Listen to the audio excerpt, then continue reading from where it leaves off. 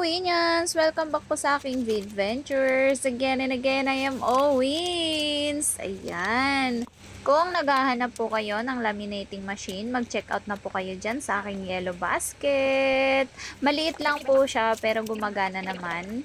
Pwede na to sa pansariling gamit. Pang business, pwede rin siguro, pero pa konti-konti lang. May mga kasama na din po yan na rings, 3 blade, at laminating paper. Ay, ano ba tawag doon? Laminating plastic? Meron na din po siyang kasamang mini puncher at mini edge cutter. 'Di ba? Ang cute niya. Nakaset na rin. May lagayan din po yan dyan sa ilalim niya.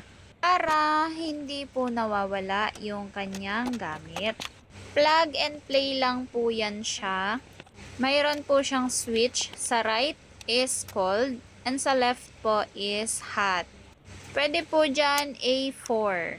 Na-amaze nga ako dito dahil ang cute niya. Dagdag pa, first time ko magkaroon ng ganito. Kaya naman tuwang-tuwa talaga ako. Inaantok na ako dyan pero excited ko nang gamitin. Kaya kinuha ko kaagad yung aming picture para matry kung gumagana talaga siya. Ito na yung exciting part! Matatry ko na din sa wakas ang mag-laminate ng ganito.